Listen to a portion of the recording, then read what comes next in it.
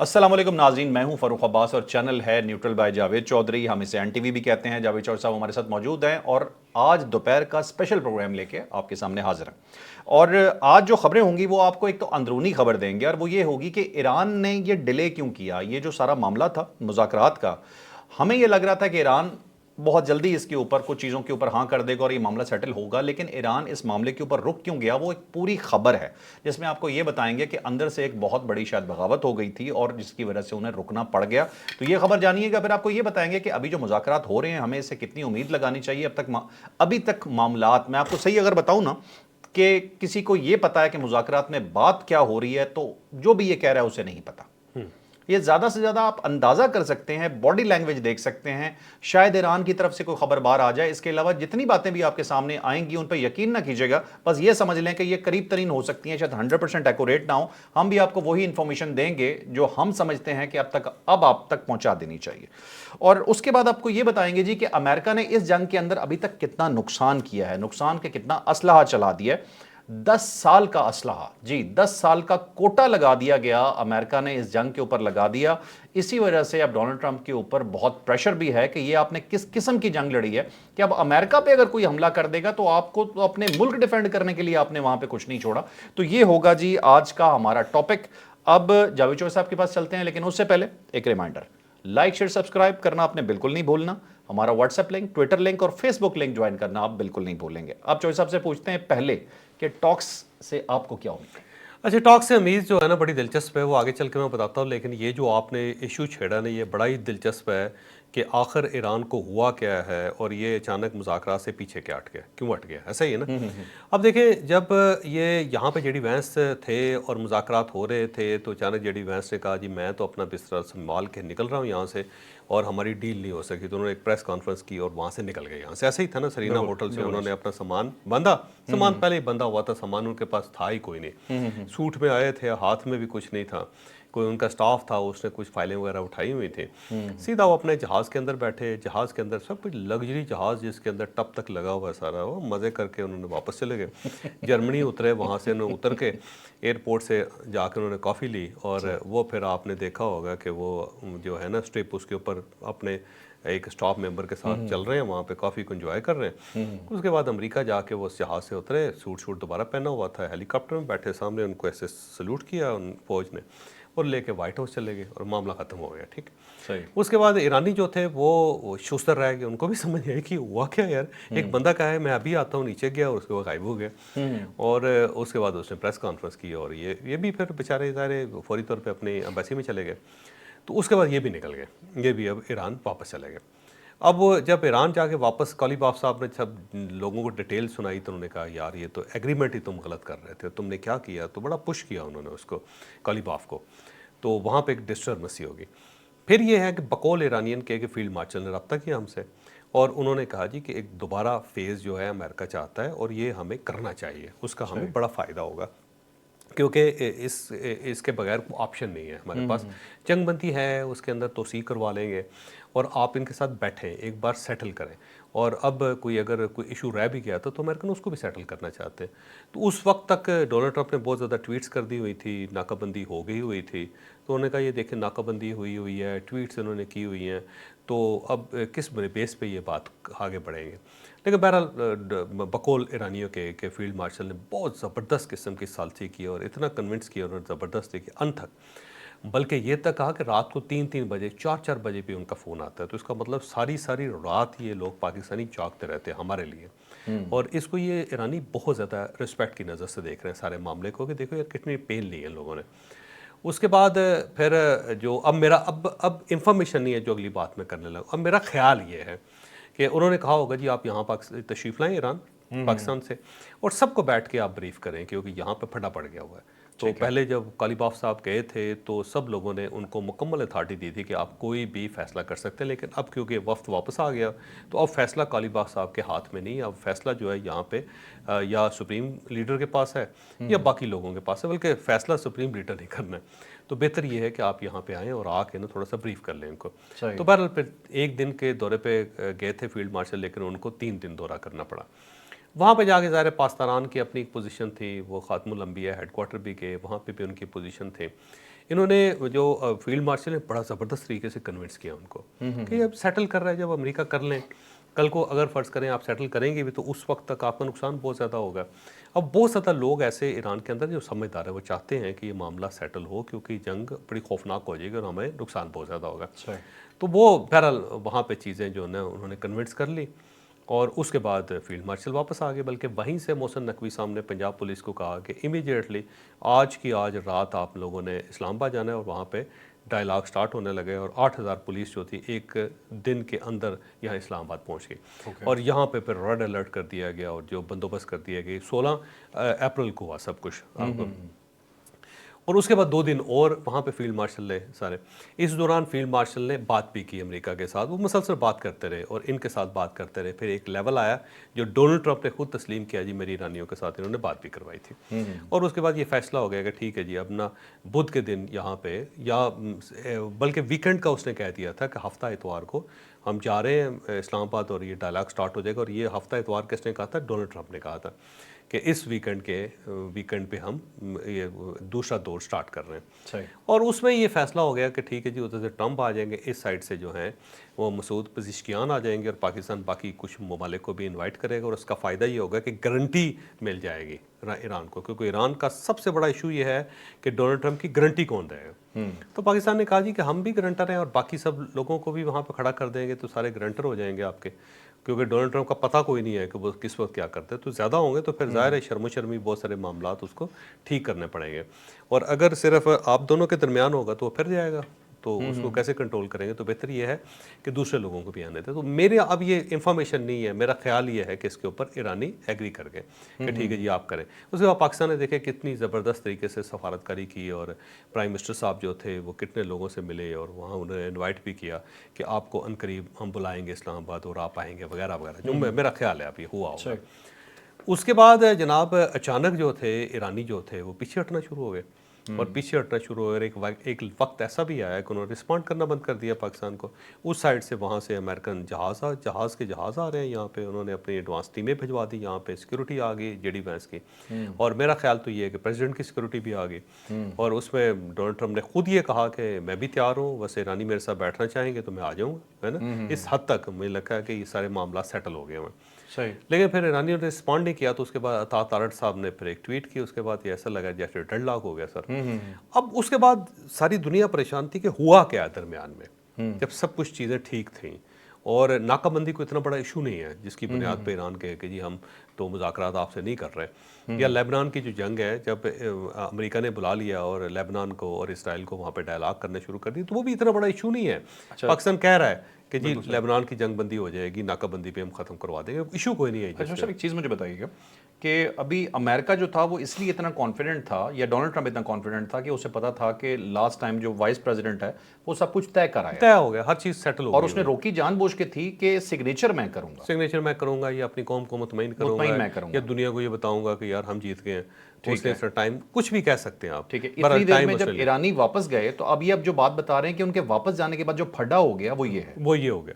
اب اس کے بعد جب آنا تھا تو ایرانی ظاہر رسپونڈ نہیں کر رہے. جب رسپونڈ نہیں کر رہے تو پاکستان نے ٹویٹ کر دی، اور ٹویٹ کیا کہ عطا تارڑ صاحب نے کی کہ ایرانی رسپونڈ ہی نہیں کر رہے. تو اس سے معاملہ جو ہے خراب ہو گیا، پتہ لگا کہ ڈیڈ لاک ہو گیا. اب پاکستانیوں نے یہ سوچنا شروع کیا، بلکہ دنیا نے سوچنا شروع کیا کہ ایران تو بالکل ٹھیک تھا، ایران تیار تھا آنے کے لیے، آخر ہوا کیا ہے جس کی وجہ سے ایران پیچھے ہٹ گیا. تو اب وہ سٹوری باہر آئی. وہ سٹوری یہ ہے کہ پاسداران جو تھے وہ نہیں چاہتے تھے کہ یہ ڈائلاگ ہو یا مذاکرات ہوں یا پھر کوئی ڈیل ہو امریکہ کے ساتھ. تو پاسداران نے بہت زیادہ پریشر ڈالا کہ کالی باف کے اوپر اور عباس راکچی کے اوپر کہ جناب یہ نہیں ہونا چاہیے، مسعود پزشکیان کے اوپر بھی ڈالا. تو انہوں نے سوچا یہ ہے کہ سب لوگوں کو راضی کرتے ہیں، راضی کر کے نا ہم جاتے ہیں سپریم لیڈر کے پاس اور ان سے ریکویسٹ کرتے ہیں کہ ہمیں نرمی دکھانی چاہیے، ہمیں لوگوں کا خیال کرنا چاہیے. بڑی تباہی ہو جائے گی، ہماری بھی تباہی ہو جائے گی، پوری دنیا کی تباہی ہو جائے گی. اور جب دنیا کی تباہی ہوگی تو سب ہمیں برا کہیں گے، ڈونلڈ ٹرمپ کا کچھ نہیں جائے گا. لوگ کہیں گے ایران کی وجہ سے پوری دنیا کے اندر یہ فساد پھیل گیا یا مہنگائی ہو گئی ہے. اور اس وقت کیونکہ ساری دنیا ہمارے ساتھ چلنا چاہتی ہے، معاملات سیٹل کرنا چاہتی ہے، تو ہمیں یہ اپارچونیٹی مس نہیں کرنی چاہیے. تو ہمیں اپنے رویے میں تھوڑی سی لچک دکھانی چاہیے. تو اب 3 لوگ تھے جنہوں نے یہ فیصلہ کیا کہ سب لوگوں کو اکٹھا کر کے ان سے ایک لیٹر لکھ کے، اور وہ لیٹر جو ہے نا ہم پھر سپریم لیڈر تک پہنچاتے ہیں کیونکہ ان کے تک صرف خط پہنچتے ہیں. تو اب یہ جو 3 لوگ تھے، اس میں مسعود پزشکیان صاحب تھے جو پریزیڈنٹ ہے، اور محمد باقر کالیباف ہیں جو ان کے اسپیکر ہیں، اور تیسرے عباس اراقچی صاحب ہیں جو ان کے فارم منسٹر ہیں۔ یہ تینوں نرم مزاج ہیں، معاملات کو سیٹل کرنا چاہتے ہیں، یہ پولیٹیکل فگرز ہیں۔ صحیح اور کالیباف صاحب کا کمال یہ ہے کہ پاسداران کے اندر بھی رہے ہیں، تو ان کی وہاں پہ بھی رسائی ہے۔ صحیح تو انہوں نے یہ خط لکھ کے نا پاسداران اور جو ملٹری قیادت ہے اس کو بھیج دیا کہ آپ بھی سائن کر دیں اس کے اوپر، تاکہ ہم ایک کنسنسس کریٹ کر کے جب جائیں گے اپنے سپریم لیڈر کے پاس تو وہ ہماری بات کو پھر رد نہیں کریں گے۔ ویٹ دیں گے، ان کو رد نہیں کریں گے، پھر وہ ظاہر سوچیں گے کہ جب یہ سارے کہہ رہے ہیں تو مجھے بھی مان لینا چاہیے۔ صحیح ہے۔ تو جب انہوں نے لیٹر بھیجا تو جو پاسداران اور فوج کے لوگ ہیں انہوں نے دستخط کرنے سے انکار کر دیا۔ انہوں نے کہا ہم تو نہیں کریں گے، ہم تو انگیجڈ ہیں اس کے، یہ مذاکرات ہونے نہیں چاہیے، یہ تو بالکل سرنڈر ہے کمپلیٹلی۔ اور ان دنوں اگر آپ دیکھیں تو یہ خاتم الانبیاء کی طرف سے اور بہت سارے لوگوں کی طرف سے کہا جاتا ہے کہ ڈونلڈ ٹرمپ سرنڈر چاہتا ہے کہ ہم کمپلیٹ سرنڈر کر دیں، ہم سرنڈر نہیں کریں گے، آخری فوجی تک جان دیں گے، آخری فوجی تک لڑیں گے اور آخری خون کا قطرہ بہائیں گے۔ اس ٹائپ کے بیانات وہاں سے آنے شروع ہو گئے۔ تو وہاں پہ انہوں نے اپنی گورنمنٹ کے اوپر پریشر ڈالنا شروع کر دیا کہ ہم بالکل اس مذاکرات کے حق میں نہیں ہیں۔ ٹھیک ہے۔ تو وہاں سے پھر یہ ایک عجیب امبیرسمنٹ ہو گئی۔ وہ امبیرسمنٹ جب وہاں پہ ہوئی تو اس کے بعد وہاں سے جو پاسداران کے لوگ ہیں انہوں نے خط کھسکا دیے، یعنی خط باہر نکل گیا، جان بوجھ کے نکال دیا۔ جان بوجھ کے کسی نے نکال دیا تاکہ لوگوں کو پتہ چل جائے کہ یہ ہماری گورنمنٹ کیا کر رہی ہے۔ تو خط وہ پبلک ہو گیا۔ جو ہی پبلک ہوا تو لوگوں نے روڑا ڈال دیا، انہوں نے کہا یہ تو ہمیں، یہ لوگ ہمارے لیڈر بنے ہوئے ہیں اور یہ ہمیں ہمارے ساتھ غداری کر رہے ہیں، یہ ہمیں سرنڈر کروانا چاہتے ہیں، اور ایران جو 6000 سال پرانی سویلائزیشن ہے اس کی مت مارنا چاہتے ہیں، ہمارے لیے ایکسیپٹیبل ہی نہیں ہے لیڈرشپ وغیرہ وغیرہ۔ بلکہ عباس اراقچی صاحب سے انہوں نے کہا جی استعفیٰ لیں ان سے، کالیباف صاحب سے پوچھیں کہ یہ کیوں وہاں پہ معاہدہ کرنا چاہتے تھے اسلام آباد میں۔ تو ان تینوں کی پوزیشن بڑی خراب ہو گئی۔ لوگوں نے کہنا شروع کیا ہے کہ مسعود پزیشکان صاحب جو ہیں یہ تو ڈونلڈ ٹرمپ کے ساتھ بیٹھنا چاہتے ہیں، اور اس ڈونلڈ ٹرمپ کے ساتھ بیٹھنا چاہتے ہیں جنہوں نے ہماری لیڈرشپ کو شہید کر دیا، جنہوں نے ہمارے سائنٹسٹوں کو شہید کر دیا، ہماری جو فرسٹ کلاس لیڈرشپ تھی ساری کی ساری اس نے اڑا دی ہے، شہید کر دی ہے۔ تو اس کے ساتھ یہ ملیں گے اور اس کے ساتھ یہ تصویر کھنچوائیں گے اور اس کے ساتھ ہاتھ ملائیں گے، تو ہم تو ہمارے لیے ایکسیپٹیبل ہی نہیں ہے۔ بلکہ ان میں سے جو بندہ وہاں پہ جائے گا وہ واپس ایران نہ آئے تو ہم اس کو ایران کے اوپر قدم نہیں رکھنے دیں گے۔ تو وہاں پہ ٹھیک ٹھاک پھڈا ہو گیا۔ اب جب پھڈا ہو گیا تو اب وہ امبیرس ہو گئے، ظاہر مسعود پزیشکان بھی امبیرس ہو گئے، کالیباف صاحب بھی ہو گئے، عباس اراقچی صاحب بھی ہو گئے۔ اور یہی وجہ ہے کہ پھر ان میں سے کسی نے اسلام آباد میں مذاکرات کرنے کی غلطی نہیں کی، جرت ہی نہیں کی۔ انہیں پتہ تھا کہ پبلک اپینین بڑا خلاف ہو گیا۔ ایران کے اندر پاسداران جو ہے نا انہوں نے تو باقاعدہ وہاں پہ روڑا ڈالا ہوا ہے ٹھیک ٹھاک قسم کا، وہاں پہ تو احتجاج چل رہا ہے جس کی خبریں نہیں آ رہی۔ اور یہی وہ خبر ہے جس کو ڈونلڈ ٹرمپ بار بار یہ کہتا ہے کہ وہاں پہ ڈیوائڈ ہے بہت زیادہ، وہ دونوں اکٹھے نہیں ہیں، اور میں یہ موقع دے رہا ہوں ان کو کہ اکٹھے ہو جائیں تاکہ ایک متفقہ لاہ عمل جو ہے وہ لے کے آئیں سامنے۔ یہ لیٹر اس تک پہنچ گیا، یہ پتہ لگ گیا ظاہر نکل گیا، جب نکل گیا تو نکل گیا۔ جب وہ پورے ایرانی پبلک کے پاس آ گیا تو پوری دنیا کے پاس نہیں گیا ہوگا۔ اسی کے بہاف پہ اس نے یہ اسی کی remarks بہاف دیے۔ پہ وہ بار بار کہہ رہا تھا کہ ان کے اندر جو ہے وہ رفٹ ہے، ان کے اندر ڈیوائڈ ہے، اور اس وجہ سے میں ان کو موقع دے رہا ہوں کہ سارے مل کے ایک متفقہ لائے عمل کریں اور اس کے بعد پھر میرے ساتھ ڈائلاگ کریں۔ تو بار بار وہ یہ امپریشن دے رہا تھا کہ تقسیم ہو رہے ہیں تو میں ان کو اکٹھا کر رہا ہوں، ٹرمپ یہ کہہ رہا میں ان کو اکٹھا کر رہا ہوں۔ تو یہ وہاں پہ صورتحال پیدا ہوگی۔ اب وہ خبر جو ہے اب کل پتہ لگنی شروع ہوگی لوگوں کو کہ یہ وجہ تھی، اور یہ پاکستانی جو ادارے ہیں ان کو بھی پتہ ہے کہ وہاں پہ یہ پھڈا ہوا ہے جس کی وجہ سے ان کی گورنمنٹ پیچھے ہٹ گئی اور انہوں نے ڈائلاگ کا حصہ بننے سے انکار کر دیا۔ بلکہ جو باقر کالیباف صاحب نہیں آئے اسی لیے نہیں آئے، ان کو یہ ہے کہ میں ایران واپس کیسے آؤں گا، کیونکہ وہاں پہ ایگریمنٹ اگر ایران کے حق میں بھی ہوا، لوگوں نے کہنا ہے انہوں نے بیچ دیا ایران، اور یہ تو ضمیر فروش ہیں اور ایران فروش ہیں، اور ان کا یہاں پہ کوئی ٹھکانہ نہیں ہونا چاہیے، تو میں کہاں جاؤں گا۔ تو کالیباف صاحب تو غائب ہو گئے۔ اب مسعود پزیشکان صاحب جو نا انہوں نے بھی انکار کر دیا یہاں سے آنے تھے۔ اب اس لیے عباس اراقچی صاحب کو بھیجا گیا، وہ فارم منسٹر ہے، اور وہ اب یہاں پہ آ گئے۔ اب سوال یہ ہے کہ عباس اراقچی صاحب کس بحاف پہ یہ سب کچھ کریں گے۔ مجھے لگتا ہے کہ یہ اس لیول تک جائیں گے۔ ہو سکتا ہے جو صاحب کچھ چیزیں انیشیٹ کر دیں، اس کے بعد ذرا ہوتا ہے نا گراؤنڈ بنا دینا، ماحول اور گراؤنڈ بنا کے اس کے بعد پھر ایک تھرڈ فیز ہوگا، پھر ایک تھرڈ فیز ہوگا، پھر تھرڈ فیز ہوگا، پھر اتنی آسانی سے نہیں ہوگا۔ ہو سکتا ہے کہ کچھ ایک ایگریمنٹ ہو جائے جس کے اندر، یہاں پہ ایک اور ایشو بھی ہے، یہ میں آپ کو مزے کا ایشو بتاتا ہوں۔ مثلا امریکہ یہ کہتے ہیں جی کہ آپ اپنی جو یورینیم ہے نا اگر آپ ہمیں نہیں دیتے تو آپ اس کو ڈی گریڈ کرتے ہیں، ٹھیک ہو گئے، اور اس کے بدلے میں ہم آپ کو آپ کے جو ساسے ہیں $20 بلین کے اس کو ڈی فریز کر دیتے ہیں، ٹھیک ہو۔ ایرانی یہ کہتے ہیں کہ جناب یہ پہلا آپ سب سے پہلے ہمارے جو اثاثے ہیں وہ ڈی فریز کریں، ہم اس کے بعد آپ کو यूरेनियम जो है वो डिग्रेड कर दें। अमेरिका कहते हैं नहीं नहीं, पहले यूरेनियम डिग्रेड करो फिर हम आपको $20 बिलियन देंगे। अच्छा, इसके अंदर ना ईरान के साथ एक हाथ हुआ हुआ है। हाथ ये हुआ है कि आज से 3 साल पहले 2023 में अमेरिका के साथ इनका एक एग्रीमेंट हुआ था।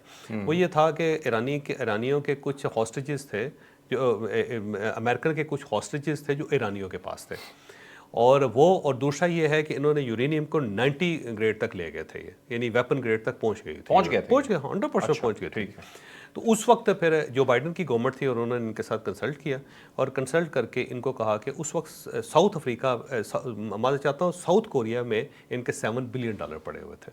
अच्छा, वो $7 बिलियन जो ना कन्फिस्केट किए हुए थे, उसके पर पाबंदी लग गई, तो वो जब्त हुए हुए थे और वो पड़े हुए थे साउथ कोरिया में। सही। तो अमेरिका ने इनको ऑफर की कि आप इस तरह करें कि इस यूरेनियम को 90 से नीचे ले आए 60 तक। ये जो अब 60 पे आई हुई ना, इन्होंने डिग्रेड किया हुआ उसको। अच्छा, और सारे जो हमारे हॉस्टेजेस उनको छोड़ दें, तो हम आपके जो पैसे पड़े हुए हैं साउथ कोरिया में वो उनको रिलीज़ कर देते हैं। सही। तो ये जो डायलॉग करवाया था, ये 2 मुल्कों ने करवाया था। एक मस्कत था, यानी ओमान था, और दूसरा कतर था। इन दोनों ने इनके साथ डायलॉग करवाए थे, ये अमेरिकन के साथ इनके। और जो ईरानियन थे मान गए, उन्होंने कहा जी ठीक है, हम डिग्रेड कर देते उसको और हमारे जो $7 बिलियन है ना वो देते।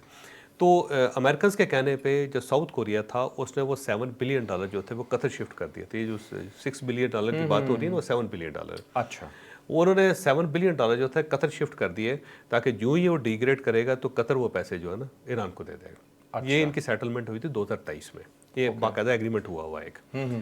अब इन्होंने जब पैसे वहाँ से साउथ कोरिया से शिफ्ट किए तो $1 बिलियन जो है ना उस शिफ्टिंग के अंदर ज़ाया हो गया। कोई बैंकों की फ़ीस, कोई लेट फीस, कुछ दूसरी फीसें वो अदा करके, हाँ टू मच, वो खा गए ना पैसे उनके। अच्छा, कोई कतर खा गया, कोई साउथ कोरिया खा गया, पैसे खा गया, और वो रह गए $6 बिलियन। ठीक है। अब ईरान ने इस तरह किया कि उसने डिग्रेड कर दिया उसको 60 पे। जो ही डिग्रेड किया तो उन्होंने उसको पैसे नहीं दिए। नहीं दिए। मिसकमिटमेंट है। हाँ, मिसकमिटमेंट। वो कतर के अंदर ही पड़े रह गए। इस दौरान ये हुआ कि वो जो बाइडन की गवर्नमेंट खत्म हो गई, तो अब ये डोनाल्ड ट्रंप कहता है कि जो उसने मुआहदा किया था वो चला गया, आप उसको पकड़े। अब वो पैसे जो कतर के अंदर फंसे हुए हैं। ट्रंप ने तो ये डसे हुए हैं इस चीज़ के, ईरानियन के, ये अपने वादे के ऊपर पाबंदी नहीं करते, ये वादे की पैरादारी नहीं देते, ये कह देते करते। अब ये इन्होंने कोट किया वहाँ पे जेडी वैंस के सामने। इन्होंने उससे कहा, बल्कि जेडी वांस ने उससे कहा ना कि ये हम आपको $6 बिलियन भी दे सकते हैं, लेकिन आप उसके अगेंस्ट क्या देंगे? तो वो पड़ गया ईरानी। उसने कहा यार ये तो सेटल हुआ हुआ पैसा, ये पैसा आपने हमारा अब इस डायलॉग का हिस्सा ही नहीं है पैसा, ये तो आपको देना चाहिए, ये तो हमारी सेटलमेंट है सारी उसके। आप अपने बंदे भी ले गए और साथ आपने हमारी यूरेनियम भी डिग्रेड करवा दी और पैसे भी नहीं आपने दिए। तो वहाँ पे बड़ा खासी एम्बेरसमेंट हुई जेडी वैंस को। तो वो ये कहते हैं कि वो जो कह रहे हैं ना $27 बिलियन की बात कर रहे हैं ईरानी, $27 बिलियन यही है, $7 बिलियन वो ये वाला 20 अलग है। 20 अलग है। ओके। तो वो ही कहते हैं कि जी $7 बिलियन की छोड़ें आप, ये $20 बिलियन की डील अलग है, वो हमारे पैसे आपने पहले से देने। और वो कतर को कहेंगे वो पैसे रिलीज करें। फिर उसने जेडी वैंस ने उसे कहा कि मैं और रिलीज करवा देता हूँ आपको, ज़ाहिर उसका इस ट्रांजैक्शन के साथ कोई ताल्लुक ही नहीं है। तो वो और मसला है इनका। अब ईरानी ये समझते हैं कि यार ये बिल्कुल उसी तरह करेंगे हमारे साथ जिस तरह इन्होंने 2023 में किया था। इस साइड से हम डिग्रेड कर देंगे इसको और ये फिर हमारा $20 बिलियन नहीं देंगे।